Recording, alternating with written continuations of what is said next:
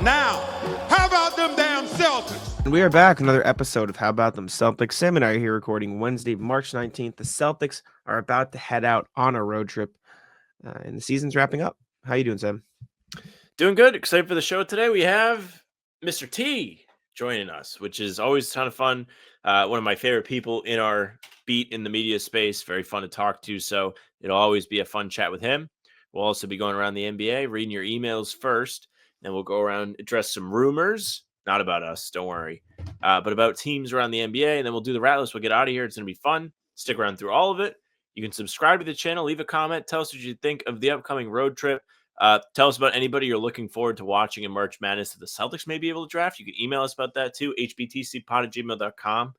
And hit the bell. We're putting up new stuff every single day. Yes, sir. Let's throw it over to our chat with Cam.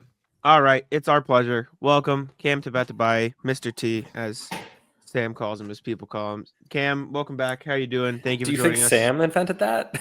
Yes. Sam, so in the pod, so we recorded the intro to this pod like earlier today, and Sam said we're about to have Mr. T on. So literally 5 seconds ago, Sam did say that, which is why I said it here. But you had no way of knowing that because obviously, No. There are probably people that are disappointed that we don't have the celebrity Mr. T. Hey, I'm working on it. Thank you very much. I have 125 constituents that only know me as Mr. T, which would be good in basketball. I shot myself in the foot with Tabatabaie as my social media. No one can pronounce it. I get a lot of, I recognize the name, but I mean, Jack, you've practiced saying it, but if I had started as NBA Mr. T or something, there you go. Well, once you get the hang of it, it's less intimidating than it looks. Yes. I will say when I briefly substituting because I was going to be a teacher, I was Mr. S because for my name's not that hard to pronounce, but people still mess it up. Yeah, people still get it wrong. It's also deceivingly simple. You and all your siblings had different graduation pronunciations, right? Yeah. My high school principal pronounced all of our names differently at each of our respective graduations. Like as a bit. Oh, sorry for the background noise. My cat is chewing on a cardboard box. What's an NBA name that you can't spell, like no matter what? I don't think there is one. I think he used to be Mikhailu, but yeah, I never learned how to spell Svi's name. I can spell Mikhailu. I learned how to spell that because of the Celtics. I'm trying to think. There's got to be something. I've got that down. It's weird. Did you guys write about him last night? I kept looking at it, being like, "There's no way this is the way that's spelled." Yeah, it's an EIE sandwich. That's all. That's how I think of it. I before E except after. So there isn't like typos I spell wrong in terms of spelling wrong, but I never spell Philadelphia right because my fingers are moving too fast, so they like click the wrong thing at the wrong time. Like I'll spell it like PHILEDPLIA, like something like the ending gets all messed up every time because I just can't like. That should be the city edition next year. Yeah, Jack's version. Jack spells Philadelphia. Milwaukee's a big bugaboo for me. You know, Cam, like Celtics. Celtics road trip coming up. We're getting to the point of the season where there is like not too much to talk about, so we're kind of like, I know. Luckily, Baylor Shireman gave us all something fun to talk about the other day, but I suppose I'll frame it this way for the sake of the title of our podcast, which we're trying to get more we'll call clickable titles. I've got one for you. Is this a preview of future Celtic Kevin Durant? No, absolutely not. We're not there yet. What I was going to ask you is, if there is one thing that could prevent the Celtics team from winning a championship this year, what is it to you? Is health not allowed? Health is allowed, but we're not allowed to use the same one. So, Sam, when I ask you in a second, you're not allowed to pick health. All right. What if we share health and we all come up with our own? For the sake of content, because it's obvious, but yes. Jaylen Brown. Part of why they won the title last year is Jaylen Brown played the best basketball he's ever played as a pro. And two things are true this year. I just think he's beat up. Like, I don't think he's been playing at 100% since November. And, maybe he'll have basically a week off here. Maybe if he rests and he gets right, he goes back to that level. And it looks like he's doing remember LeBron used to do 0 dark 30. It looks like he's tightening up in terms of media. He's been a little more serious at the podium. So maybe he's getting ready for that. But I think I mean, they had such a wide margin of error last year that if they get 90% of that version of Jaylen Brown, they might still win the title, right? But he was so much of why, they beat Indiana. He was so much of why they just like absolutely didn't even sweat in the finals, save that one game. So if Jaylen Brown is hurt, or like the worst version of Jaylen Brown that still, is out there, that could be a big problem. I don't know if it's enough to, derail the whole title, but that's a more nuanced version of the health answer, I guess. No, that's fair. I just want to build on Cam's point. I'll have my own answer. But how many big shots did Jaylen make in the playoffs last year where, like, if he takes that shot this year, you're like, no, yes, even if it goes in. Like, that's just how this year has gone for Jaylen. And I've been banging the drum forever, probably because of your influence, where I don't feel like he's healthy. Like, I'm starting to see it. Like, were you at the game? No, I don't think you were at the Jazz game when he had the dunk over Kessler at the end. And then he came and sat at the podium and, like, he sat down and, like, winced. Yeah, he does. Yeah. Hurt. So I think Jaylen's health is a concern. I'm going to eat up the variables here. I'll just say, like, Drew Holiday has not been the same Drew Holiday from last year. He, just like Jaylen Brown, was really instrumental to what they did in the playoffs last year. He was borderline a conference finals MVP with how good he was in that Pacers series. Had a big game too in the finals. Like, he was so dependable. His corner 3-point shooting was unbelievable last season. It hasn't been that this year. And I don't think anybody was like, well, Drew's obviously going to shoot 60% from the corner again.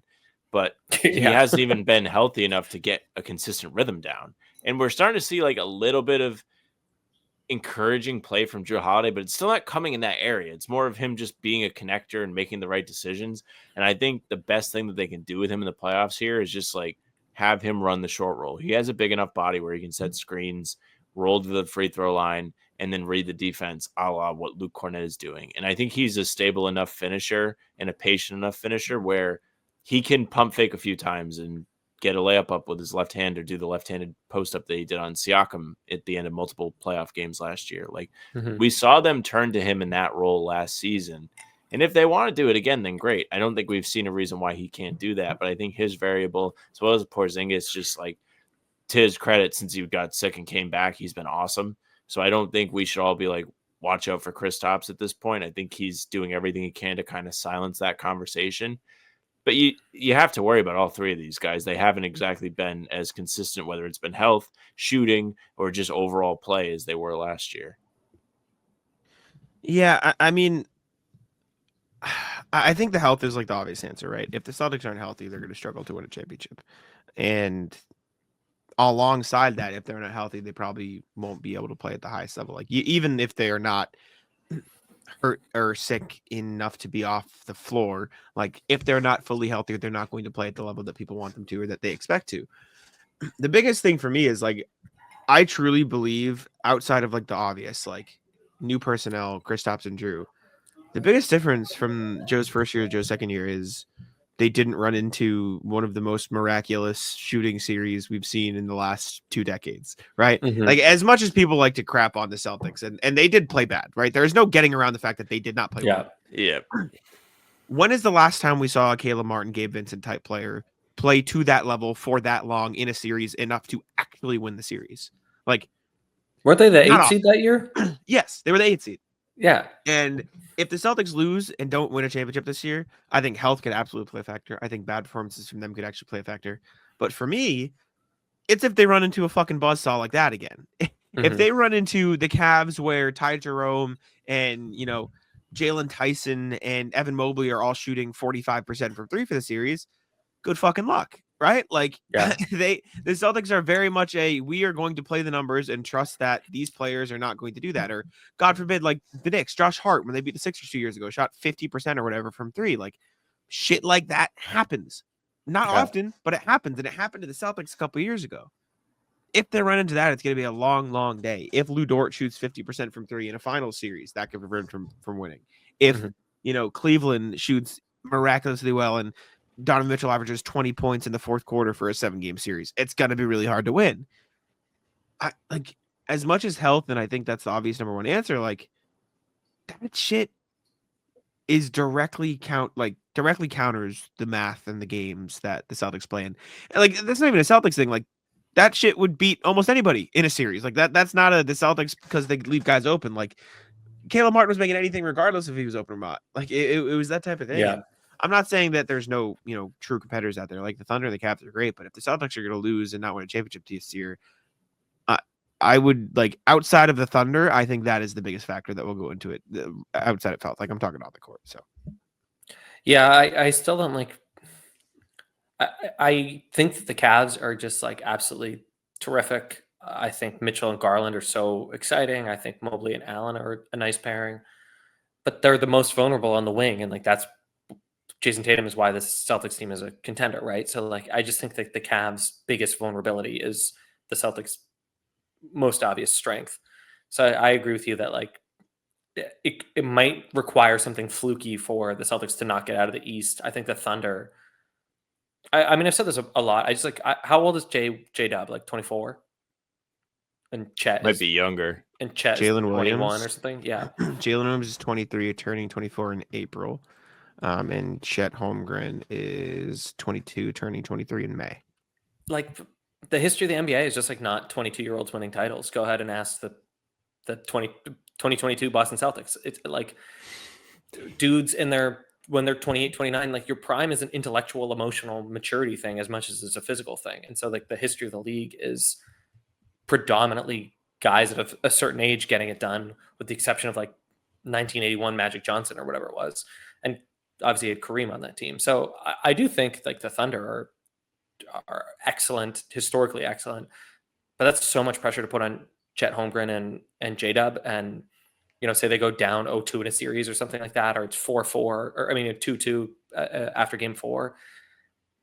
They might be really talented guys, top 20 guys in the league, playing like studs, but other than who's the oldest? Cruz is the oldest player on that team, right? So I think so. Do you have a mute button right on your mic? On my mic, yeah, right here. That's cool. I bet I do too, but again, the I thing do too. unplugs itself. I don't want to touch it. Yeah, so I don't know. Now that we're just riffing, how likely do you think it is that they win the title? How likely do you think it is they go to the finals? I'll be disappointed if they don't make the finals. I'll put it that way. Not emotionally, intellectually disappointed. Both. No, I still have the fan in me. I just think they're better. I think they're better than the Cavs. 80 to 85%. I think, if I had to put a number on it, I would say that's fair. Really high. For the things we talked about being the other maybe 50%. 70, but I don't think anybody outside of the Cavs or the Celtics is going to make it out of the East. I also don't would want be to pretend shocked. Cleveland has for an health, easy obviously. walk to the conference finals either. The first round, yes. All the playing teams are ass, but yeah, they're particularly. they're going to have to play either. We don't know right now for certain, but It's the gonna way be it stacks up, you have Okay. Milwaukee and Indiana looming, and as well as as much as I like to run with the Pistons, the Pistons have been a legit pain in the ass for a lot of teams this year, and I believe the Bucks have played Cleveland well, even though they don't have the best record against them. They played them real tough. They just lost to the Cavs by 12, but before that they had lost by a combined 2 points in the games they played. They're willing to compete with this Cavs team. Giannis is always going to be somebody you don't want to see in a playoff series, even though Milwaukee, they just had to have that emergency meeting we talked about, Jack. You guys talked about that? What was the truncated version of that? Because I'm Jack curious. It was despised the report. It was Chris Haynes said they had a conversation and everyone was allowed to speak their minds. What the fuck? What does that mean? That's useless. Unless Chris Haynes talks to Doc Rivers every night on the phone before they go to bed, someone sought Haynes out to say that this happened. You know what I mean? Dame and Chris Haynes. This is are what I best said. friends. So then, this was okay. I'll do it. Ready? I'll do it for you. Hey, Chris. Wait, I'll be Dame. I'll be Chris. You be Dame. No, I gotta give you the context. Of Jack's got 2 phones. Can I be? I don't even know who's on the Bucks anymore. No, Can I be that kid Green? You can be Sure. Kuzma. It's Kuz. Hey Dave, how you doing? What's up, Chris? How are you? How things are going? You guys Don't are do the 5-5 in your last 10. Not the best, not the best. I'm just distinguishing his voice. He goes, yeah, it's not great. Giannis and I just talked to Doc. We're gonna figure out. Can I put that out there? I guess. What are you talking about? Well, you guys talked. You had a conversation with Doc. He's like, yeah, of course. But click. David Giannis just talked to Doc. They had a meeting. No fucking shit. Joe and Jalen probably or Jason and Jalen probably talk to Joe all the fucking time. What a stupid thing to report. All right. Cool. I think it's so silly. All right, everyone in spoiler Milwaukee, alert for future in the show, you get to listen to me again talk about it. Jack, But you can tell us which phone jack is better. Before we keep going, I need to tell you about PrizePicks, because PrizePicks is the best place to get real money sports action this basketball season. Sam and I have been just abysmal, just as bad as you could possibly be at PrizePicks. But once again, don't let our idiocy, don't let our terrible decisions get in the way of you making the most of PrizePicks, because if you utilize PrizePicks the right way, it is truly the best place to get real money sports action. Over 10 million members, billions of dollars in awarded winnings. It's made daily fantasy sports accessible to all. You just pick more or less on at least 2 players for a shot to win up to 1,000x your cash. I believe Sam and I are 0-10-2 now on our PrizePicks. So if you want to learn what not to do, tune into the way we use PrizePicks, and that'll teach you how to use it the best way possible. It's available in more than 30 states, California, Texas, and Georgia, and right here in Massachusetts if you're listening here. On PrizePicks, you can mix and match player projections from different sports too. So combine your favorite basketball players with players from baseball, hockey, esports, much more. You can watch League of Legends like me and pick some of those, or Valorant, which I also watch. Don't miss your chance to cash in as the league's best fight for playoff positioning. We got a lot of teams and a lot of playoff races, a lot of fun things to happen. So you can check it out on PrizePicks and make the most of it. But download the app today and use code CLNS to get $50 instantly after you play your first $5 lineup. Again, download the app today and use code CLNS to get $50 instantly after you play your first $5 lineup. PrizePicks, run your game. Yeah, man, I don't know. I think I just don't think I don't think either of the first 2 series go past 5 games. For the Celtics, like Cavs, yeah, I'll buy 7-game series. So do you it's very think? possible, but So do you think everything that was going down in December and January is like a nothing burger? yes, Like if I told you that Yes. since yes, January they're 25th in fourth quarter plus minus, and Oh, since that's February they're 21st in fourth I don't quarter care. plus minus. You don't care? no. They've been bad in the fourth quarter. That's a real thing. I just wonder about that. Like last year, Jason and Jalen like put their bullshit aside and they didn't do the things that made them come up short in the past. And some of their bad habits, they're not as ISO heavy as their reputation would have you believe. But I do think that we've seen them kind of descend into some of the less mature, less focused versions of Jason and Jalen, and like shaking the rust off is easier said than done. I think that the Celtics could benefit from increasing their pitch mix in the fourth quarter, meaning run some plays where Derek White is the ball handler. We've seen Drew rack up. I think he has 20 total assists in those last 2 games. Like, let him distribute the ball. Yeah. I think Drew's pretty good at decision making downhill. Even, I mean, his air ball was so good the other day that I thought it was a pass. Like those guys are not just like stick figures. They have something to them. There's a reason why they're getting paid the money they're getting paid. They're legitimately good players. I think you should use the good players you have. I also think having Kristaps will help that. I think Kristaps really, I mean, listen, it was the Nets, but he showed a real prowess in that fourth quarter in Brooklyn on Saturday.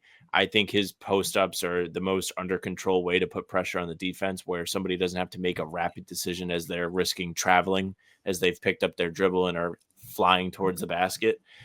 It is stupid and like basic as that sounds. I think it does make a difference when you're trying to defend it, because you can have to worry about what he's going to do for 5 seconds instead of just 1.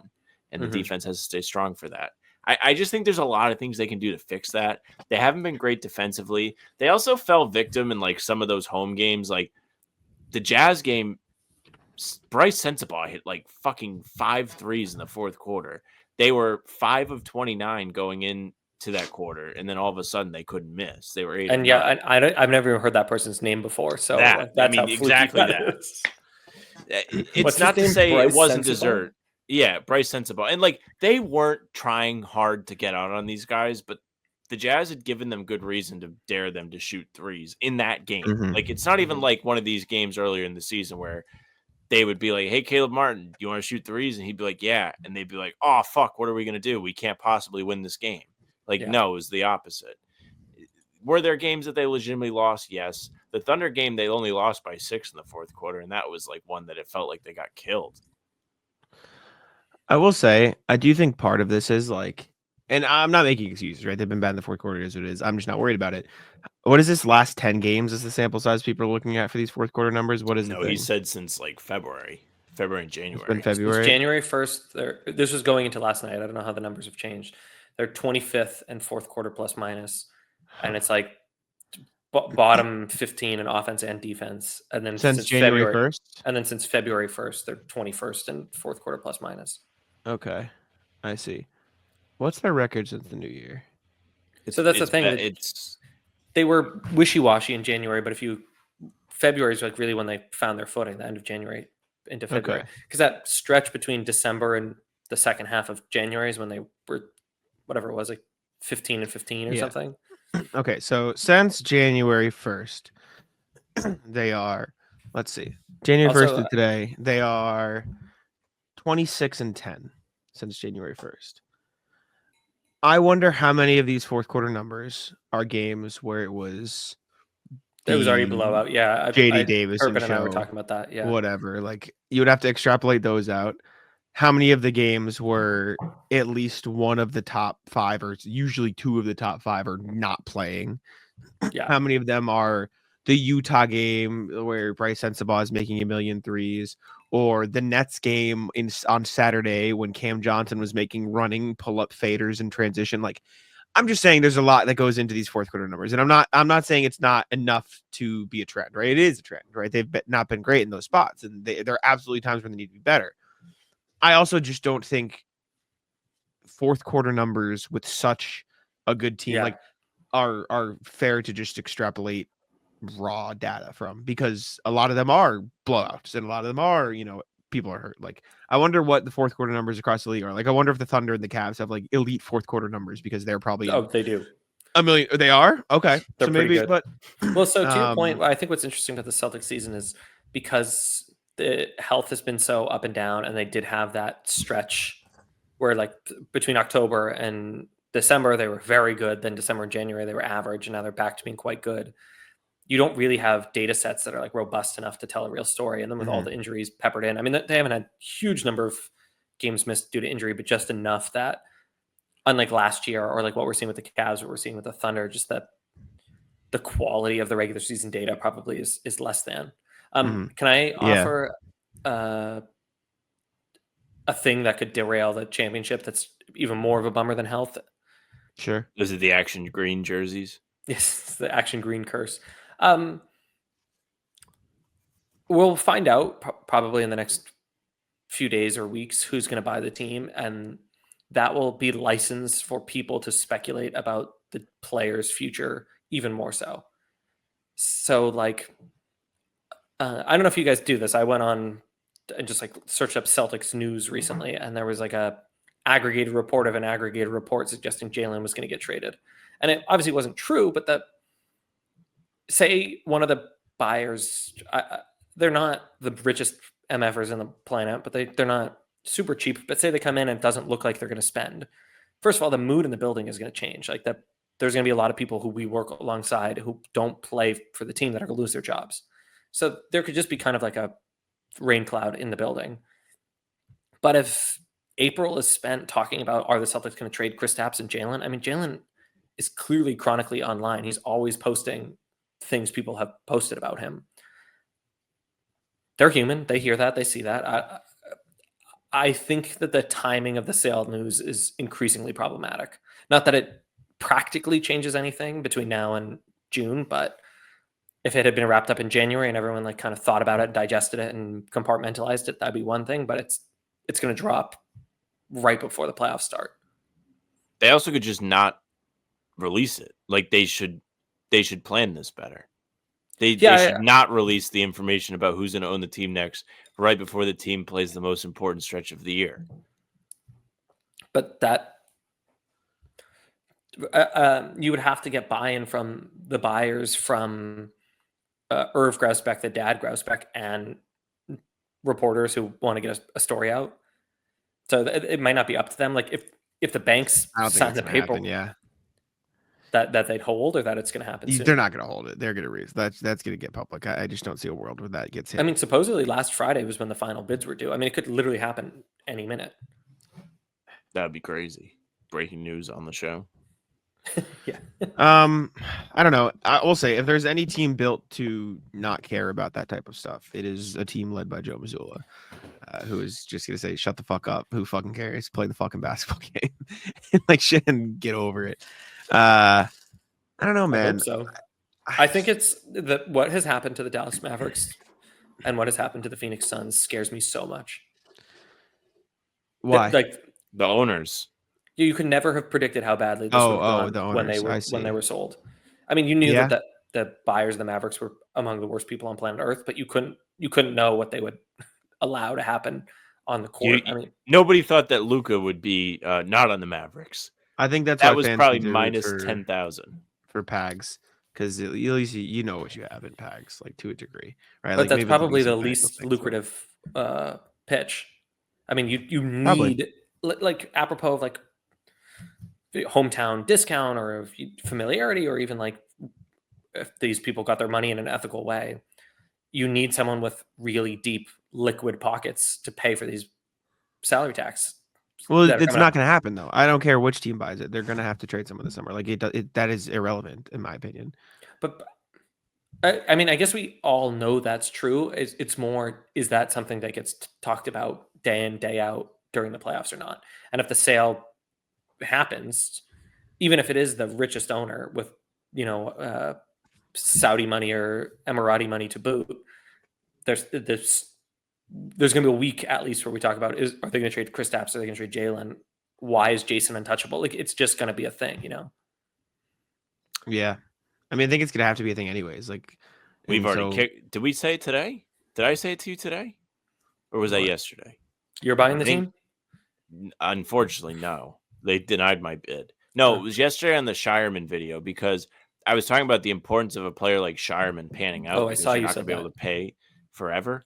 Like, yeah, like, it sucks that, like, in 2 months or 4 months we're gonna be like, is Drew Holiday gonna be on the team? But your point makes sense. Like, it could be sooner. I prefer it's not. I hope the playoffs excite us enough to where we're not overly talking about that. It's possible with the first round, like, just talking about how terrible the play-in teams are, where we're bored. We're just like, oh yeah, like, they'll beat the Hawks, they'll beat Miami. I just mean, if like the Boston Globe drops this big story about it, what we do is we aggregate other people's news and then talk about the aggregation. So it's going to be a day or two or more. The nights where it's like Jason, Derek, Peyton, Shireman, and Jordan, it's like that's the future of the Boston Celtics. I mean, look at what happened with the Bucks. Look what happened with all these other teams that are in salary cap hell. That's why they need to hit on these players. Like, they need to find good players. They need to find guys that they can play. Like, realistically speaking, Jalen, Jason, keep those guys at all cost, barring a Jalen request a trade. You can keep probably one of the other three guys, and then you're going to have to figure it out from there. And so the assumption is you keep Jason, Jalen, Derek, figure out the rest of the roster. That means you need a big, bad. Like, you need to find a way to get a cheap big on the roster. You can keep praying that Luke Cornett signs these small deals because he likes being in Boston. Because, shit, man, we all talked about, Tillman in the preseason. We all talked about Nemish Kadic, and he do it. I know Luke Cornett's not like 25. He's like turning 30 this year. That dude can legitimately hoop.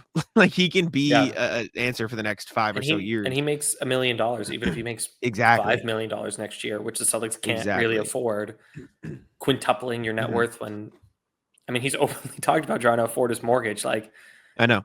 And then you talk about, like, can Shireman pan out? That'll give you an extra wing. Hauser and Peyton Pritchard are on phenomenal contracts for the next 3 to 4 years each. But you know what I'm saying? Is like, I posed this parenthetically, and it's enough of a thing that we're both interested and compelled to talk about it. But I think if we started breaking this down, news, it will become.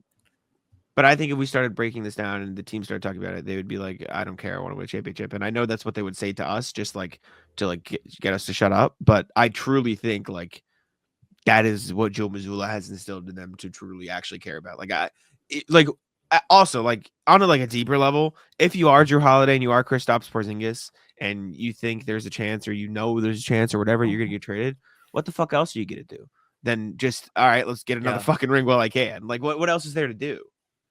I mean, I Also, guess I think that just to pile on your Missoula point, Jack, I don't think he feeds this bullshit when he talks about the relationships he has with some of these guys, where I think Joe really cares about his players enough to where I do think he would try and get them to focus as much as possible, but he would also do it in an empathetic way where like he would still like give a shit and wouldn't be like, just fucking man up. Like, I don't know. I feel like he would navigate that well, if that makes sense. Yeah, I Yeah. dig both of your points. I guess like if someone pegs this the Last Dance Celtics, I guess that could go both ways. Maybe that's the kick in the butt they need to avoid accidentally skating and getting popped. But I do wonder if the narrative of like cool, calm, collected, let's just go back in the playoffs, win a title, and peace out. The tenor of that changes if, first of all, they have a new boss, but second of all, the way that people talk about the team fundamentally changes. Yeah, I don't know. It's weird to think about that time because like right now we're so locked in. There's also a layer to it where I think if they win, it changes a lot of the. It doesn't change it, but it opens the door for the situation to be looked at differently from the owner's perspective. Oh, how's that? Do you want to be the owner that ripped the championship team apart? Yeah, I mean, there's that. Well, so that's the thing is if Jaylen Brown lays an absolute egg in this postseason, him leaving Boston this summer is on the table, right? Just financially, not because Jalen's a bad guy, not because he's not putting his time, just he can do the math, right? And if that pressure gets to him and he spirals. Quickly, I need to tell you about Gametime too. Gametime, best place to get all your ticketing needs. So make sure to check it out during the end of this basketball season. You got the playoffs coming up. It's going to be big for that. You got a baseball season coming up. It's going to be big for that. You need to make sure you utilize Gametime. We looked at, I believe, Red Sox opening day last time we checked out Gametime. So let's pick a different event. Let me open up Gametime on my laptop here, so you guys can see exactly what I'm talking about when I'm trying to tell you about how good Gametime is. So you see all these events right here. Let's go to Post Malone. I think we've looked at Post Malone before, but let's check him out. Check in on the Post March Malone Madness. ticket. March Madness. March coming Madness, to me. even better. Obviously, going down to Sam. Absolutely. Can I see? What is it called right now? there? Second one. Amica Mutual. Change it out. So here we go. Down in Providence. If you'd like to go to March Madness, make sure to check this out because it gives you the exact view from your seat, as you can see a Providence Friars game. A great feature of Gametime that you know exactly where you're going to get to sit and how it's going to look from there for your event. You see this little star here, that means you're getting a great deal from that space you see right here. This is a super deal, so that means it's great value for that seat as well. The little fire here is the cheapest possible ticket in the arena, so you can make sure you're getting the best possible price. You can filter fees, so you can press the little switch and it'll give you all-in pricing, which is great, so you're not paying anything extra. A lot of times with a lot of apps, you get to the checkout and you end up paying more than you thought you did because the fees weren't included when you're looking at the pricing. But that's not a problem with Gametime if you make sure to toggle on the right setting. Curated deals, again, make it easier to find the best price. You can see the super deals, like I just showed you, the cheapest deals. It's the lowest price guarantee on there as well. Event cancellation, job loss protection, all that stuff. And the lowest price guarantee, Gametime will credit you 110% of the difference if it is not the lowest price. So make sure to check it out. Take the guesswork out of buying tickets with Gametime. Download the Gametime app, create an account, and use code CLNS for $20 off your first purchase. Terms apply. Again, create an account and redeem code CLNS for $20 off. Download Gametime today. What time is it? Gametime. You know what I mean? Also, like, I understand not my money. I understand, like, being the owner, there's a responsibility. Not my money. People mad at me, literally, like $100 million cash genuinely being taken out of my pocket in taxes alone. Like not an exaggeration, not as something like, I don't care how rich you are. Like that is a fuck ton of money for any of these owners. Like the liquid cash they have on them, just two sporters, like that is an obscene amount to spend on one endeavor. So even if it's what is it going to take? Like, it doesn't matter. Like, I just don't think it matters. The luxury tax bill is tripling next year. Like this is Steve Ballmer is on the order of well, 10 to 15 to 20 times richer than whoever's going to buy the Celtics. And even he looked at the Paul George, Kawhi Leonard things like, that's a little rich for my blood. You don't get Exactly. to be gangbusters. Well, like, it's ridiculous to say that someone who's buying a $6 billion team has to count their pennies, but Jack's 100% right. Like, cutting a $250 million, $500 million. So that's the thing, is like, you can buy the team with the bank's money. You can buy the team with international money. Like, you actually don't need to be $5 billion liquid to buy this team, but you do need to pay salary taxes every year. And that is a check that has to get cut to the league. So because what happens is you buy out the grouse specs. Technically speaking, if you buy it for $6 billion, you buy out every party, but they can buy themselves back in.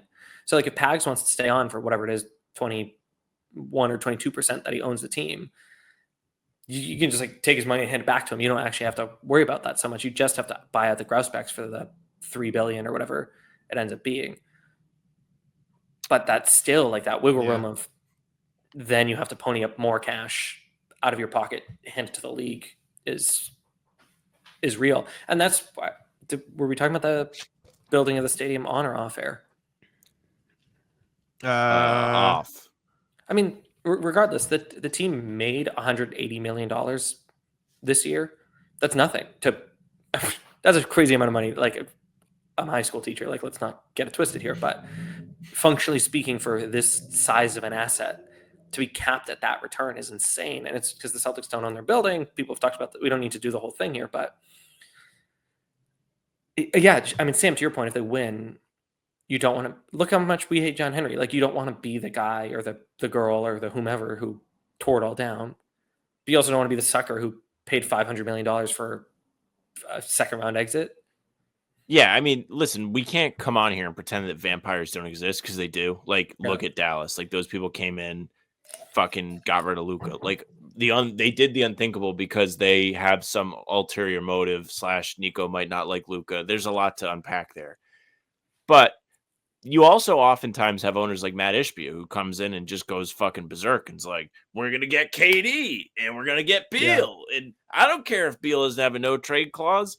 I think there is like a little bit of pride that these people have, because I'll never be that rich. I'm not going to say it's boring, well, with but that I think attitude, there is boredom that comes with it, where like you have to buy a team to keep yourself entertained. Sure. Like you have enough money to do it all. So you might want to be the best at that. I don't know. I can't speak on like fact, but there's two sides to the fence. We just don't know which side the Celtics are going to get. Yeah. I mean, some of the owners own professional sports teams, so that's nice. There's that group that's just like a PE group from Silicon Valley, which scares the hell out of me. That one seems the really Symphony Technology Group. I haven't found anything like tangible on them. Like Stan Middleman owns the Phillies. I know the Freakin' Group owns like a couple European soccer leagues, but that Symphony they own Everton. I mean, that's not nothing. Everton and Roma in Italy, but that other one is Everton not good. And we had somebody I think say that they are a Roma fan. Either it was us or it was on Reddit that they were talking about this ownership stuff, and they were like, "These guys suck." Yeah, I've heard that too. Not to, I mean, hey, maybe they're listening and they like and subscribe to How About Them Celtics, right?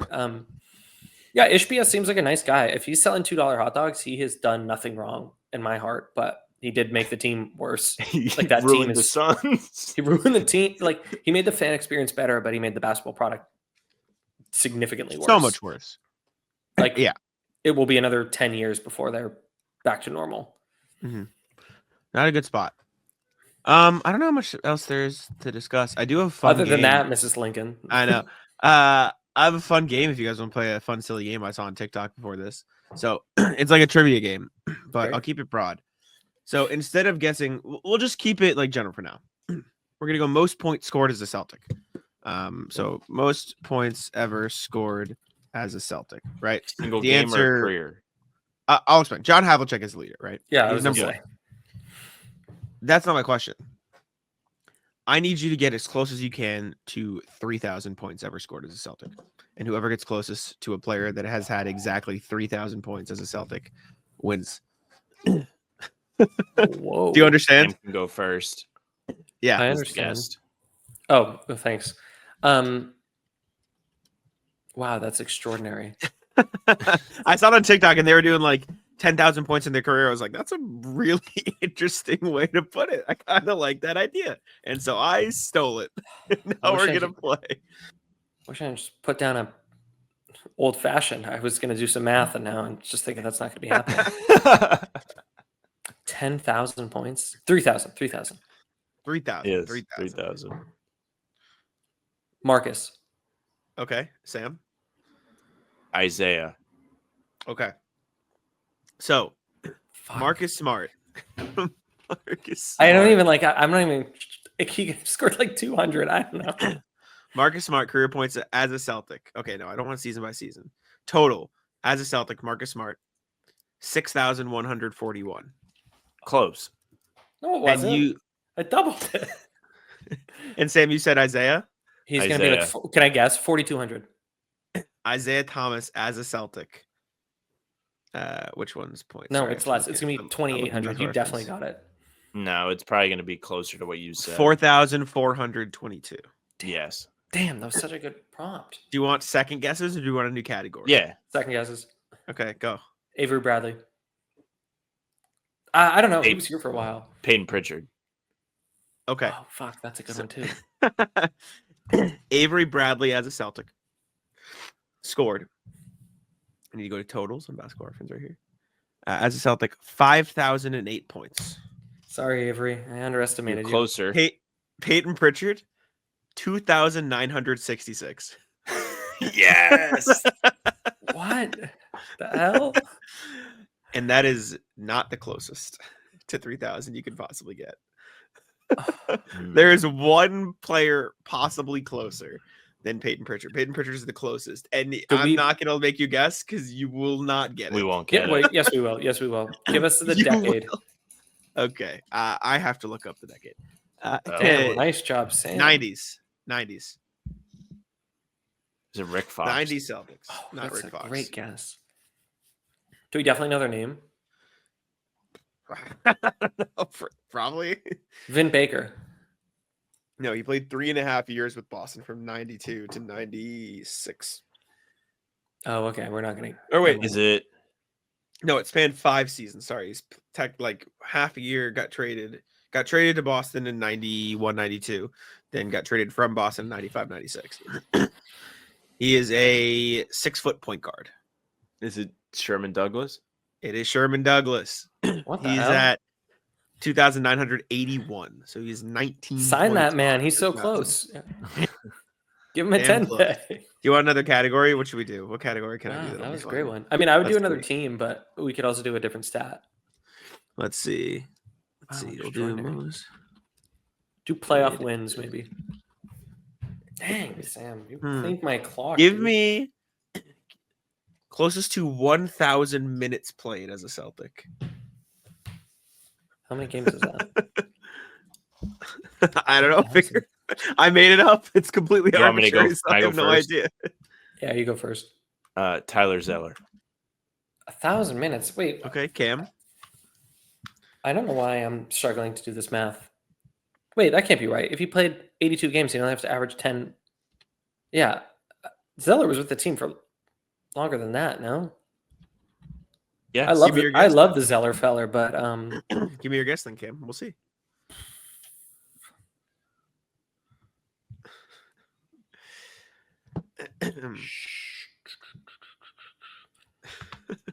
Jack, you might not still have it up. What was the Kyrie total points? It was really close to 3,000. I thought of him too. wait, did you play this game before? Kyrie No, was I just 3,062. that was my third guess. Mhm. Okay, so 1,000 minutes with the Celtics. Yes. Stephon Marbury. Yes. Stephon Oh, good Marbury. Okay, guess. Tyler Zeller, 2,966 minutes as a Celtic. Close. Stephon Marbury as a Celtic minutes played 414. You went over. Price is Right rules. I got that. Can you see the list? Like, how is there a lot? I'm trying to find the defined list right now. Okay, yes, I do. Great I do have a question. list. I have another guess. Yeah. Aaron Neesmith. Oh, that's a good. Okay. one. Would That's a good you can one. throw your guess in too, so you both have one. I'm thinking. Okay. I'll pull This up is these fun. before you I mean, I love this type of thing. I I love think it. Nimi's Yeah, I love played it. 1,000 minutes this season.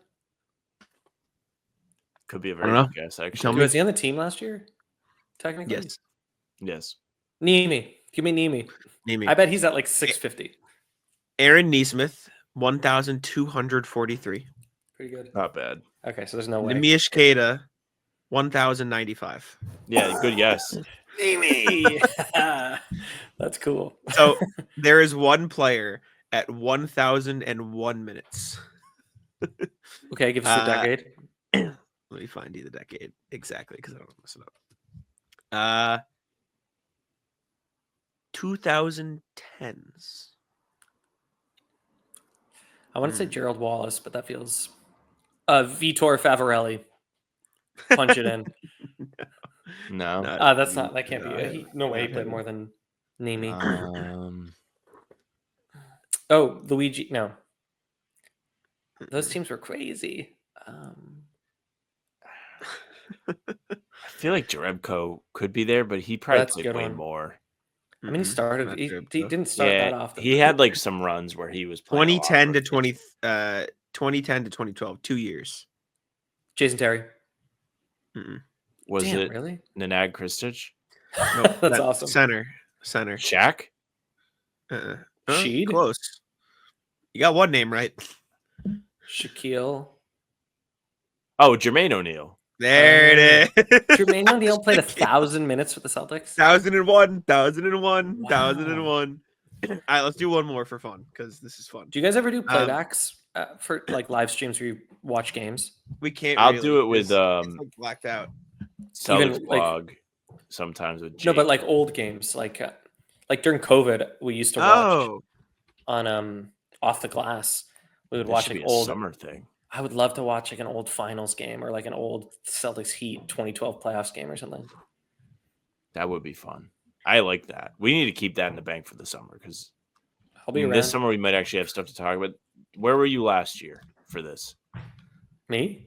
Yeah, we went through hell last summer because there was no news. We got all the news at once. What are you talking about? Kevin Durant, what he's going to bring to the Celtics? All right, give me closest to 300 games played.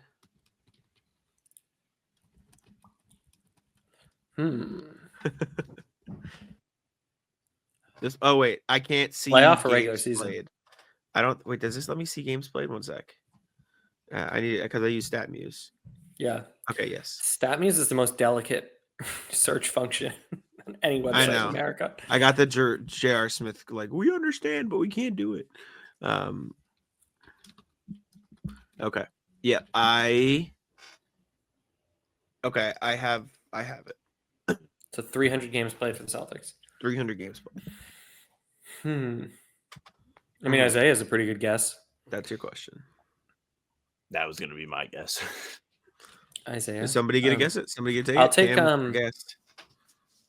I'll take Al Jefferson. Okay, Sam. Are you take Isaiah? No, because now I think about it, I don't think it's that close. I'm just going off vibes. I'm trying not to do the math.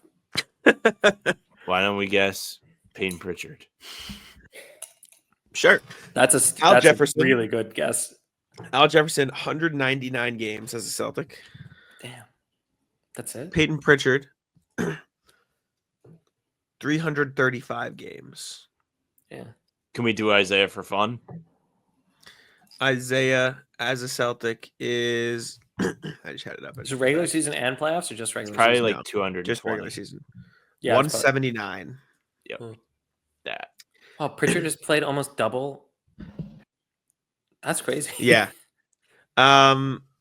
Would you guys want to get closer? The closest is 303. Yeah, I don't know. Yeah, what to give us a decade? Two again. rounds. I don't know this guy. There are a lot of known names that are very close to 300. This guy was 70s. And you don't know his name? Was it I mean, Noah was like, I never heard of JoJo White before, so was Charlie That's Scott the player? Not Charlie Scott. His name is a subject in school. Oh, Ed Math. No. Kim English. Kim No. English. Alex English. English. Nope, not English. It's not a STEM. John Physical Education. I'm close. What? Not phys ed. No, not close. It's like a not superlative. Tony Health. No, it's This like, is great. Cam, just keep naming school subject names. Yeah. I can't think. It's like Jeremiah Band. It's like an elective. It's like an elective. Oh, It's like, Am I gonna be pissed that I didn't think of this? no, it's Teddy unless Holmack. I'm stupid. It's Art Williams. I don't want to play. I don't know. Oh, Art I'm getting Williams. stressed out. I don't know who that is. Yeah, that is hard. Grant Williams 288. Oh, Grant. Brandon Bass 304. Oh, that's a good one. Wait, what was Art? All right. What was Art Williams? 300. Oh, even? Art Williams was 303. Hmm. Kevin Stakem 296 was also right there. Kelly Olynyk also 278. And, Yeah, that checks out. Yeah, there you go. All right. Well, Cam, we're not going to do ours tonight. Mike dead. Before Yep. Cam goes, and as Jack gets angry at his mic, he can rat list the mic because we didn't do the rat list on the real recording. Not real recording, the other recording, the late recording. So Cam, we would Does love this for you happen? to. Yeah, we usually do Raymond the rat crotch list. of the rat. Jesus. Yes. I had a funny experience walking. Rat for you. I walked to the garden from What is going on? Park Street, and there's a rat running along the street, and just like watching pedestrians notice it, and like some got really scared, and some just kind of like peacefully watched the rat go by. I really enjoyed that. But Noah, I got a rat list. College basketball. I don't care. You telling me? Wow. Oh my God. Well, you got to watch. These guys might play in the league someday. Yeah, well, I just watch the league then. I don't need to watch 5'6'4" guys pass the ball around the perimeter for 30 seconds before the good guy shoots. That's stupid. And I love this. the cognitive dissonance of like, oh, I got the perfect bracket. No fucking way. You're just guessing with the best of them. It's ridiculous. So sub-separate rat list for whatever's going on with Jack, but My mic was broken. I think I'm fine now. The mic was broken, and we don't have a background for you. whatever. That was I don't care about coaster. college basketball. Really don't care about the tournament. And if it's called March Madness, don't let the thing end on April 7th. That's false advertising. I like that. Do they have 2 weekends in April, or it's only 3 weekends that they do this? Because they do this weekend, next weekend, and then the final 4. So it's only 3 weekends of this tournament. So yeah, they only have the one in April. It's a good But round. Cam, who do you have winning? Like, who's in your bracket? What do you? I picked Florida because I love Al Horford, but I don't. I also did Florida. What'd you do, Jack? Duke in Oklahoma. Oklahoma. I heard Cooper Flag isn't that good. The main event. Wasn't he hurt? Yeah, I heard his draft stock was going to slip. Cam, don't. Jack stop. hates Cam, this. don't entertain. Well, it's not that. It's just it was funny once, and then it wasn't. Did you guys see the new? First time. 37th time it stopped. Did you guys see the new Sam Adams commercial with Derek? Yeah, he's hanging out with the fellas, stealing Cute. beers from people because his arms are so long, shooting beers into the trash. It's cute. Do you guys have a rat list? Anyone ever say Theo rat list on this podcast? Oh, maybe that's the other rat. The What's other going on rat with could Jack? be Theo. We could name it Theo. My mic is broken, so it keeps like if I touch the cord, it like stops working. So I've got that. The problem mini too. USB is not kind. Oh, I know. I will rat list. I thought Jack was vaping. It's just a spoon. there's so much shit on my desk that I pick up. Ready, Cam? I'll throw you for a loop for real. I got Those beans? Is that chili? It's refried beans. I just got them on my desk. What kind of I wonder what disordered thinking is this? What is the weirdest thing I fan can of pick up from my beans? desk? I got an Uncrustables wrapper that I just ate saw during that. the show. How's Oh, I'm that? jealous. That's pretty jealous. What else do I got? I've got $200 that have been sitting on here since Christmas. Flex. I got that PrizePicks money. That's going to Lamont. Oh, I'm just never gonna like put it like get an ATM. I just don't have like I just don't. I got my Do you goggles. not know how ATMs work? You don't give. No, I them the do, but money? like I never like remember to grab it off my desk to go put it in the ATM when I'm out of the house. I've got goldfish. Yeah, what is I- this? My rat list is myself. Played Why? pickup today with the fellas. Very fun. I actually played really well today. Like best I've just continued to play better after coming off whatever this back thing I was dealing with was. But I did miss the shot to win the game. Oof. Moses Brown, shout out, former Celtic Moses Brown. Yeah, Celtics Former great. Celtic Moses killer. Brown. Also a school in Rhode Island. But I missed the shot to win the final game, and it was like Wait, Sam, are you from Rhode Island? I am in fact from Rhode Island. And I missed a shot in Rhode Island. But Jack can tell you if I get the ball in like that half circle by the free throw line, I feel like I'm going to make it 90% of the time. And I missed and could not. Halfway down, rim was unkind to me. Are you about to blow the whistle? No, I'm not gonna. I was terrified. I was like, I felt like I had a That's gun enough to of my that. head. No. You'll get him next You know time, what? Sam. I'm sure. I have. Cam, do you have an addiction of any kind? So Jack has a brisk addiction. I'm addicted to Lifesavers mints, which was also about to be a rat list of mine because I have a 2-pound bag of Lifesavers mints in my desk at work, and I just rip them. Like I'm just bored, so I'm like, yeah. What else am I gonna do? I'm pretty good at late night snacking, so I bought myself some Dum Dum Pops to like give me something to. What do you? Get You're them like to the sponsor kid that's podcast. Did you see the kid that got the Boombox sponsorship? No, that's thick though. He is like the team manager for one of these March Madness teams, and he got NIL deals Yes. from like Buffalo Wild Wings and Insomnia Yes. Cookies. Cool. Yes. But Cam hates him. This is my All shit of right college here. man. Actually, I like that the kids are getting paid. I mean, a big bugaboo of mine was that it was extortion. At least now they can make money. Yeah, I think they're all getting $1,500 for being in the video game. I love that. That's like the perfect amount to pay a student athlete. The NCAA football game.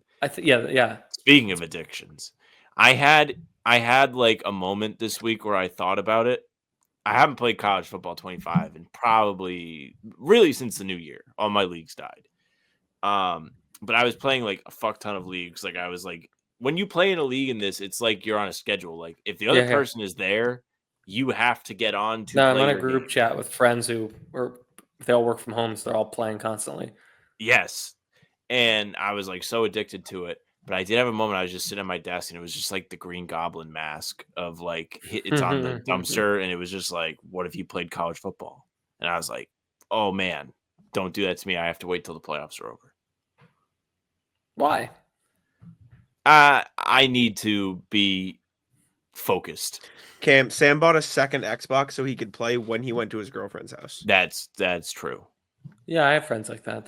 But now she has an Xbox so she can watch Hulu on her TV. Oh, I want to hear a sad story. So I have an Xbox One, and all the homies have what's the new Xbox called? Xbox X. And like we're trying to play games, and I'm slowing everyone down, and I didn't want to spend the money on it, so I thought I bought an Xbox S. And we're still playing, and like we can't get games to load or whatever. And I'm like, I have a broken Xbox. I bought a slim Xbox One. Now I have 2 Xbox Ones. That sucks.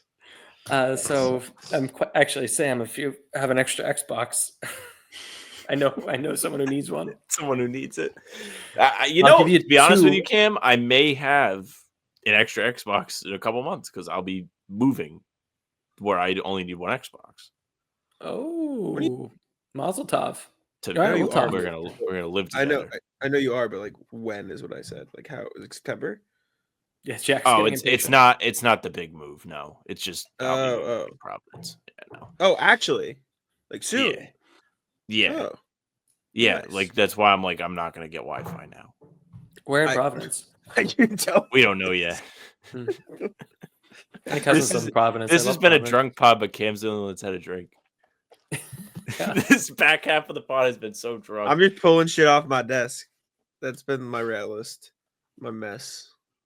Is it Sonic? Yeah, it's a Valentine's card. One of the kids on my basketball team gave me. That's Just charming. cute. Do you guys You ever guys listen ever- to? Yeah. You go ahead. Yours is My nicer than socks. mine. Well, I'm not as prepared. Do you guys ever listen to Best Friends Pod with Is I've that seen Tommy? it. with Not Andrew Tommy, Bobby Santino and Lee? Bobby Lee? Yeah. Yeah, Uh, I have a friend that loves them. yeah, it's just like my Instagram algorithm thinks it's the only thing I'm interested in right now, and I'm actually jealous of that they just like have a podcast where they riff. So this is great. This has been fun for you. This has been like the dream. Well, to Jack's point, like, don't make me overanalyze Baylor Shireman. Like, it's our it's our Hey, man, job to be. I'm getting excited. title is the one thing that can prevent a Celtics championship. People are gonna get mad because I clickbaited. / is KD coming to Boston? No. Do you want KD? No, I just love it's a stupid storyline. Of course, they shouldn't trade for KD. I like KD, and I think it would be. I Fun do too. if He's he like one of retired, my but favorite. It would only be like for 1 year, where it was actually like worth it. And even then, I mean, to your point, well, first of all, it would probably have to be for Jalen, right? Yeah, it would have to be for Jalen. So no, hang up. the unless phone. they get under the second. Yeah, they'd have to do a separate deal first. Speaking of the Valentine's Day, you guys ever like give out Valentines when you were a kid, but like not give them to the people you didn't like? No, I had a feeling that would be just a me thing. but I'm not Did that- surprised. An asshole. Always have been, I guess. Yeah, I don't think I've met a more only child person like in my life. It is truly like every you know what? time that we talk. You want to talk about a rat list? We can get back to this, but I actually have like a real rat list. I was on a meeting today at my job where it was like a 45-minute call, and we went a half hour over, and this woman just kept saying, I want to be mindful of everyone's time, but then she just kept fucking talking. Like, what are we doing? Like, do you want to be mindful of everyone's time or do you not? No. Because She we're a did half not. hour over. And then she was like, does anyone else, like, okay, like, we can wrap up. Does anyone else have anything else? And nobody said anything. And then she just started talking about something else. I don't like people like that. I usually don't talk about work on the podcast, but yeah, that was ridiculous. Like, I was fuming. Yeah. like I'm English. I feel like that's an English term. I'm fuming, mate. Even though I did Australian.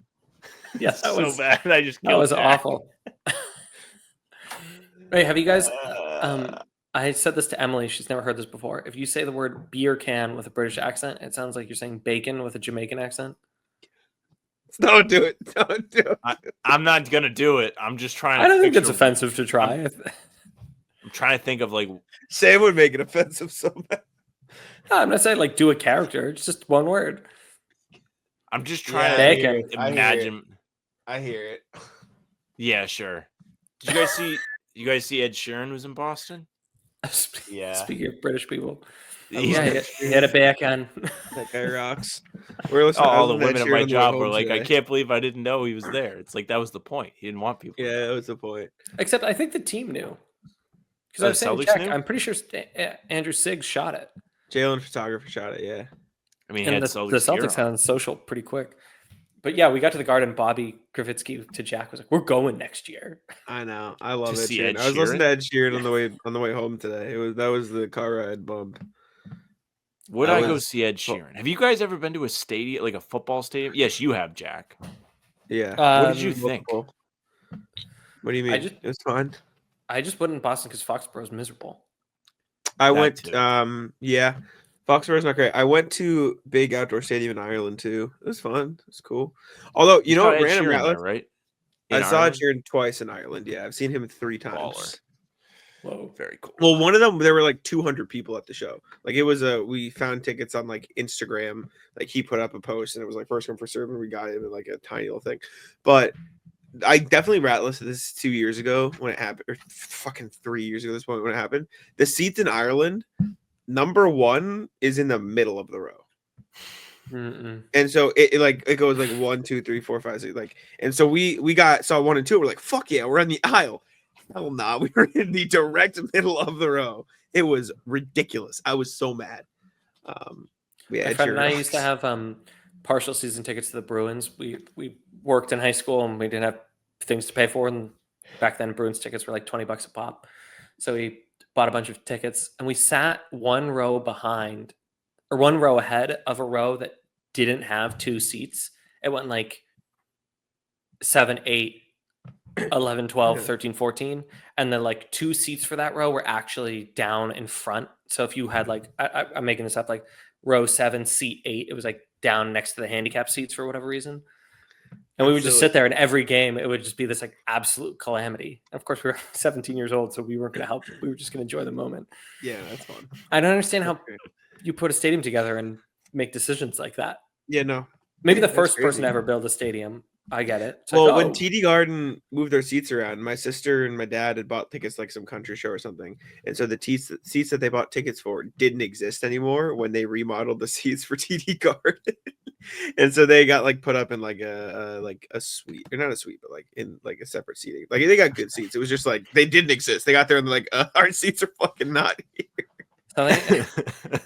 I have a rat list. So Emily and I went to see Hannah Gadsby, who's a comedian.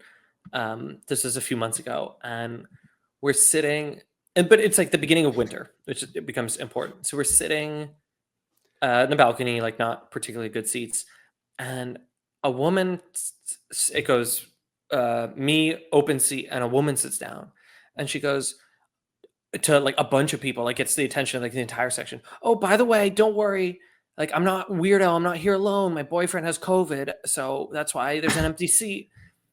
And like Emily and I are going to see grandparents for holidays. We're like, we really don't want to sit next to someone who's like in a household full of COVID. That's ridiculous. So we go to the usher and we're like, is there anything you can do? Like, this is a pretty crazy, annoying thing that just happened to us. And the usher, this is at Emerson, and like in a huff was like, I'll be right back. And then she comes and wags us over. We ended up sitting in the on the floor in the like specialty spillover seats, and she was like, nice. just sit here, and if anyone comes for you, let me know. It was fine. So then we Hell yeah, that's fun. So Ratlist was that lady who had at this point 4 years to understand what COVID safety actually is, and completely flushed the mouse on that one. But then what's the opposite of the rat list? The anti-rat List. list. The cat list. The anti-rat list. The anti-rat list was this usher at Emerson. Shout out. Usher. All right. We'll let you go, Cam. I almost said Sam. You're in school tomorrow. Sam has to stay, but I can go. I know. All right. Thanks, Cam. Mr. T, to you. Thanks. Just holding the brisk. I'll talk to you later. Thanks Thumbnail. for I'll see you guys in April or a pickup or something. Yeah, we'll make something happen soon. All right. Let's check in with your guys' emails. A reminder, as always, you guys can email us at hbtcpod@gmail.com. That's hbtcpod@gmail.com. We only have one today, but it is from Mr. Vince Hernandez. I don't know if we've got an email from Vince before, but thanks, Vince. He says, with Shireman showing... Oh, no, this is a spam email. I was like, what? Wait, is this? No, it's not a spam email. No. Okay, Vince, I just need to explain why I said that. A lot of emails we get of like, this happened, so, cover this. I saw like links in your tweet, and I've never seen a person email us with links. And I was like, oh, this is someone trying to get us. Too thoughtful. I thought this was like somebody trying to cover like, oh, this person could go to the Celtics in the draft, like cover this. But no, Ryan Kalkbrenner projected to go late first, early second, given he mocked him at 30 in his recent mock. He's saying this is who he wants Celtics draft. Well, thank you, Vince. Sorry, I misread. 1, Horford's not getting any younger. He'll be 39 in June. 2, KP's health is always a question mark. 3, Cornette's impending free agency. 4, elite drop coverage big, a la Walker Kessler, Donovan Clingan, not the shot blocker that they are, but defends at a high level without fouling. He's never fouled out in 5 years of Creighton. That's actually really impressive. A better Luke Cornette question mark. If we believe he can shoot at some point, there's a pathway to a Brook Lopez ceiling. Reunite Creighton, Blue Jays, Baylor, and Ryan. It's like in the NFL when teams draft QBs, wide receivers from college. Ryan was the biggest beneficiary of Baylor's passes. Watch some Kalkbrenner and tell me that isn't who the Celtics should pick at the end of the first round. What do y'all think? Jack and Sam, it's a perfect fit. Kessler went 22nd, Clingan went 7th. Getting the kind of player at 28 or whoever it ends up being is a steal. Best, Vince. And then he linked Givenny's little breakdown. So Kalkbrenner's 23 right now. So he is definitely on the older side. In college this season, Creighton is, I think, an 8 or 9 seed this year. I'm not sure which one, but I know they're in the matchup. Thursday at 12:15. Okay. He is averaging 19.4 points, 8.8 rebounds, and 2.7 blocks a game.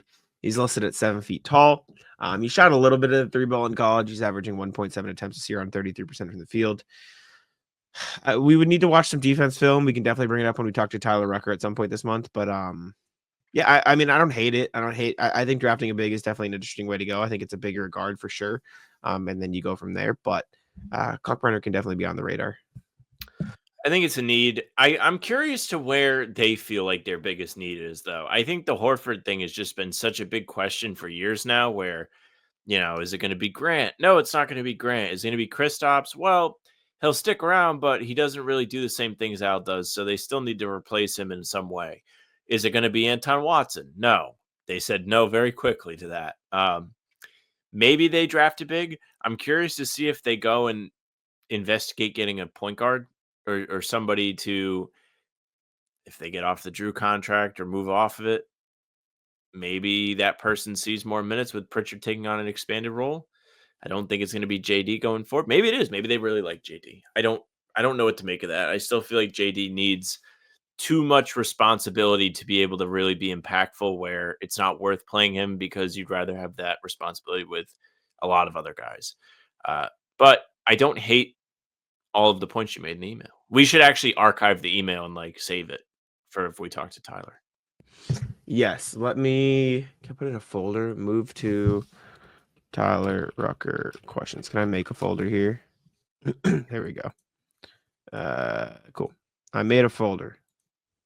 I got it. It's in the folder. So if you have more people you want us to look at with Tyler, send us draft guys you want us to look at, and we'll do it. Thank you, Vince. Sorry, I thought you were spam. Let's go over to the NBA standings here. See what's moved around. I don't think it's moved too much, but you never know because a lot of stuff happens, I suppose, in the NBA this time of season. Cavs, guess where they are? Still in first place. Celtics in second. Knicks in third. Let me change the background here. Fourth place is now the Pacers because the Bucks have been sliding a little bit. They're half a game above the Bucks. Bucks only half a game above the Pistons. Pistons 5 games out of the play-in. It's really looking like that's going to be the top 6. I think that's pretty solidified at this point. It's just a matter of who will be 4, who will be 5, who will be 6. Hawks, Magic, Bulls, Heat in that play-in. The Heat are sliding badly. They've lost 8 in a row. The Bulls are now the 9 seed, so that means the Heat might not even host a play-in game. Raptors, Sixers, Nets, Hornets, Wizards. Rounding at the bottom of the conference. We really know who the top 10 are going to be at this point. It's just a matter of who's going to be where in the 4 through 6 and who's going to be where in the 7 through 10. It's also who's going to be where in the bottom 5. Washington almost going to eclipse the Hornets. They're only a game and a half back. They've been playing decent The Middleton ball. Smart trades have hurt them in the Cooper Flag sweepstakes. Yeah, I know, right? Miami, by the way, playing the Pistons as we record. I don't have ESPN open, so I can't tell you what the score is. But I can tell you the last I saw, the Pistons were down in the first quarter, and it wasn't super pretty. Now it is a 2-point game before halftime, Miami up 2. So that game could go either way at this point. Pistons could very well be tied with Milwaukee by the time you hear this, and Miami could be even further out of the playoffs. That 4 through 6 is just going to keep bouncing all around. What we should note in that situation is Detroit has 2 more losses than the Pacers do. They have 1 more loss than the Bucks do.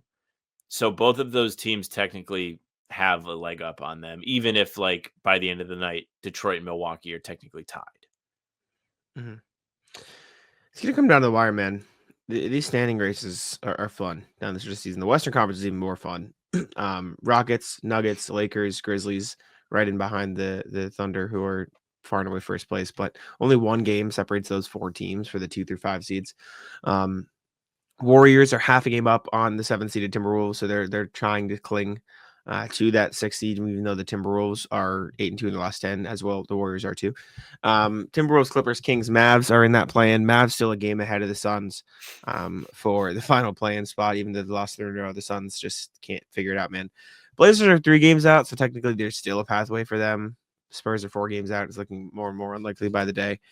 But who knows what's going to happen, man. Playoff race in the Western Conference is going to get interesting as well. Yeah, speaking of games tonight, Denver Lakers happening later. No Jokic, no Murray for Denver. So those 2 teams could be swapped by the time you're listening to this as well. Just lots to change over the next couple months. And again, it shouldn't be understated how drastically this could all change. Any of the top 6 besides OKC could end up in the play-in. It's looking less likely as Minnesota's dropped a game finally. They were on a massive win streak. It was, I think, their largest win streak in 20 years. 8 games in a row was the most they'd won since like the 2005 season. So nothing to sneeze at by their standards. I'm just looking at the bottom of this play-in, and I'm waiting for one of these teams to just put Dallas out of their fucking misery, and they won't do it. Mm-mm. I want it to be Portland. I'm rooting for the Blazers. I think that will be really good for their young group of guys. Imagine Portland makes the playoffs. Yeah, I mean, why? I mean, I understand why not, but like, yeah. At the same time, like, you do have a lot of young talent on your roster as is. Not to say getting any of the top several guys in this draft isn't going to help your roster even more, but it wouldn't be bad either way for them. If they get in and they get a little experience, I think it could be good for them. It would be fun to see them back competing a little bit. So 1, 2, 3, 4, 5, 6 players have played in the Mavericks' last 5 games. That's it. Well, obviously that's not true. Like, some have played in 1 game of them. Some have played in only 4 of them. You know what I'm saying? But only 6 have played in all 5 of their last 5. Who is averaging the most points, Sam, in those last 5 for the Mavericks? That's the question I have for you. It is not. He is one of the guys who has played in all 5, but he's only averaging 17. I saw a clip of Dinwiddie. Not bad, actually. Just straight up leaving the arena, like, without going back to the locker room. Did you see that going around? No, that's funny though. They were all walking off, and like everyone went to the left, and he just went to the right. In the caption was the dude just straight left. They actually have 3 guys averaging 15 or more in the last 5, which is better than I thought they would have had. So I guess give them credit for that. It's PJ Najee Marshall. Washington? Oh no, he's only played 1. Najee Marshall, 22.8 points, 6 rebounds, 5 assists. So actually pretty good for Najee Marshall. So they're getting something out of him. Brandon Williams has played in 4 of them as well, and he's averaging 17. So they're finding guys, man. As much as they are awful, they're finding ways to try to do stuff. It's truly remarkable. Like, they had, by all accounts, a very good offseason in the summer too. And you ever see the SB Nation YouTube videos of the collapse? Like, this is one that they could do in just 1 season. Usually it's like this team was like they took we'll just say the Jordan Bulls, for example. That's a bad example because that all happened kind of at once too, when like all those guys left. But like, it explains how the team got off of each player that was like pivotal towards their success. And you just see like how, oh yeah, all of a sudden they're not good anymore. Dallas could have been like this, like Thanos snapped. Yeah, not great. Not great for Dallas. Next thing we got, the Bucks. The Bucks held a meeting. So the Bucks meeting was about being better. Doc Rivers held a meeting with the Bucks. Giannis and Dame, I should say. He held a meeting with Giannis and Dame. This is per Chris Haynes. Chris Haynes said, in the meeting, I'm told, it was an open forum for both stars to provide input on ways to improve the team. It was a constructive session with each individual being allowed to share their perspectives. Bucks are 5-5 in the last 10. My question is, what the hell is the point of this information? This is the most useless report ever, and Chris Haynes has been on a heater this season. This is silly. This is Dame's guy. That's why. Coach talked with star players when they're struggling. Ooh, he got it. It's crazy. My take is like tinfoil hat that this meeting actually didn't go well, but to get ahead of it, Dame was like Chris Haynes' report that it was like fine. So you think it didn't go well? I think there might be more. Like, I'm with you. This is like not really newsworthy. I think what happened was Chris Haynes and Dame were talking. Dame goes, yeah, not the best stretch so far. Giannis and I talked to Doc the other day. We're trying to figure it out. And Chris Haynes goes, can I report that? And he's like, sure. They had a meeting. With the stars. Get the fuck out of here. I think this very possible. A bunch of bullshit. Like, if there were any semblance of actual details of anything interesting in this meeting, it was a constructive session with each individual being allowed to share their perspectives. So it was a fucking conversation. That was the most long-winded way to define what a conversation is I've ever heard in my life. But They all sat in a room and they said some words. Each of them were allowed to say words, and they took turns saying the words. And that's what happened. So just for perspective, Milwaukee 6-6 in their last 12. Yes. Losses to Houston, Orlando, Cleveland, Indiana, Oklahoma City, and Golden State. The only team on that list is really anything to sneeze at is Orlando. Yeah, some good And teams. then they've got wins against Denver, Dallas, who's not good, Atlanta, Dallas, who's not good, Atlanta, who's not good either, the Lakers without LeBron, and Indiana. So I think they've won the games they're supposed to win. The other games you can kind of chalk up to played really decent teams. Yeah, I don't know. This feels like a nothing report. Maybe I'm wrong. Maybe something will come of it. But I just reading this. I was just like, what is the point of reporting this? They looked good against the Lakers. They had Kevin Porter Jr. just going crazy, like he was seeing red. You also, I think Taurean Prince had a bunch of points in that game too, and Luka had all the points in the first half, and then got mad and stopped playing. Yeah, this Bucks team's just gonna get bounced in the first or second round, anyways. It doesn't matter. We're gonna get Bucks Pacers again. I'm in. Hopefully, that'd be fun. I'm down. I'm actually down for Bucks Pacers. Bucks Pacers, sneaky all good rivalry. I'm in. Same division, everything. All right, we can move off this. Next thing, Quentin Grimes has just been like Jesus Christ himself for the last I don't even know how long. Well, he's actually the Antichrist because the Sixers are trying to lose games. But he's also losing. They're not winning. He's trying really hard not to lose. But he's doing it perfectly. He's doing the perfect thing. The other night I saw a tweet about it. I want to find the game. He played immaculate, incredible against the Rockets, and then choked it at the end. It was like chef's kiss, the perfect tank from Quentin Grimes. I'm gonna find it. They ended up losing by 7, but it was an OT game, 137-144. He had 46, 13, 4 assists, 2 steals, and a block. Shot 8 of 14 from 3, and they still lost the game. That is the tank master right there.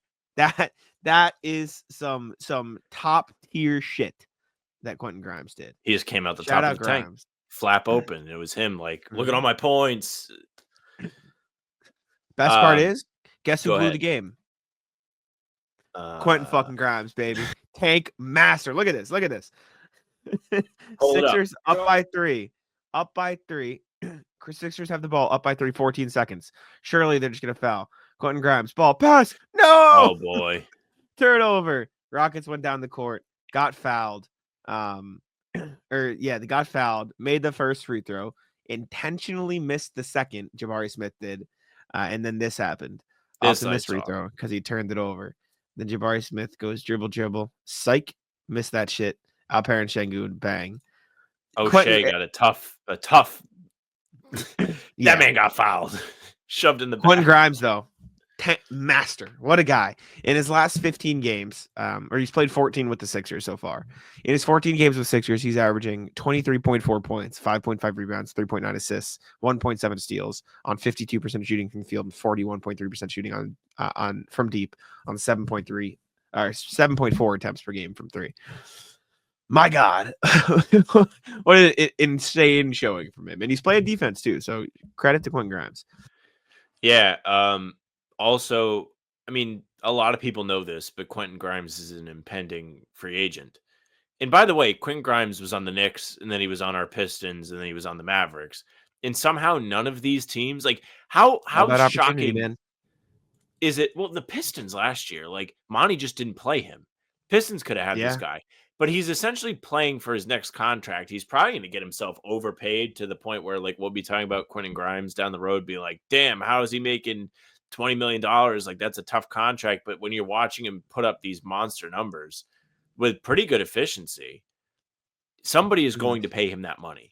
It probably won't be Philly, which sucks for them. You almost wish that they got him at the end of the season. They sign him, or I'm sorry, he didn't do this until next season. But that wouldn't happen. Philly low-key actually isn't set up that bad. Obviously, you've got question marks above Embiid and Paul George. You have Maxey. You have Jared McCain, who was really good before he hurt himself. Sure, he'll be back. Modern medicine does wonders for these guys. And then you're going to get a draft pick of whoever it may be. Like, this is almost, I don't want to call it exactly the same as what happened to the Celtics because it's not. But they will have an opportunity to have a team that's kind of like the early Tatum Brown Celtics, where you have established stars and then you have younger guys that you can really be confident in going forward. This season is a blessing in disguise for the Sixers if they pick right in this draft. It could be. If they have their pick, by the way. Yeah, if they have their pick. But I also think this is a fun graphic. What is this? The all Nico team. It's just Luka, Brunson, Derek Jones, Grimes, and Porzingis. What a starting lineup that'd be, huh? Anyways, last NBA thing before the rat list. Zion Williamson has been playing really, really, really good basketball, and now there are questions of will he get traded this summer. This is from the Hoop Collective. Tim McMahon said there is, quote, significant interested, or there would some teams that would have, quote, significant interest in Williamson if the Pelicans were making him available this summer. Question about the Pelicans is whether they're considering trading Zion. It hasn't really been an option the last couple of years because he's been injured and his value hasn't been high enough. Even now, I don't think they can get great value, so they'll probably see if he can carry on this play into next year. Zion Williamson, by the way, so last 15 games, or how many has he played in the last 15? He's played in the last 11. 24.5 points, 7.1 rebounds, 5.5 assists, 58.4% of the field. Like he's been dominant. And the question has never been, is Zion a good player? It's can he stay on the court? Don't know. Who knows is the question. But if he can stay on the court, I guess we'll have to see what happens. There will be some interesting destinations for Zion if the Pelicans do indeed decide to trade him. I can understand if you're the Pelicans, why you would want to do that. But how many times, if you're the Pelicans, do you get a Zion in the door? He hasn't played very much, no. And you're looking at something very similar to the Luka situation, where this guy has legitimately showed you that he cannot be trusted to keep himself in shape. If you're worried about the same things Dallas is worried about enough to trade Luka Doncic, this trade would not be anything near as crazy as that. You've got plenty of teams around the league that will do it. There will be somebody desperate enough, willing to take a flyer on him. You'll probably get decent return, whether it's draft capital or just salary back. I'm curious to see who steps up to the plate with this.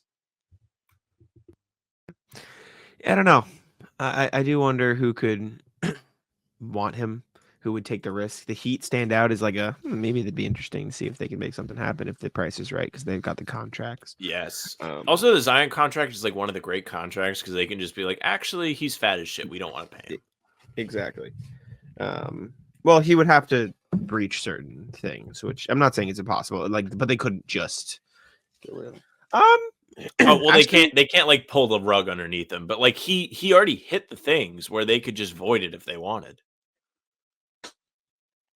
Yeah, I actually don't know the exact examples. Let me actually double check.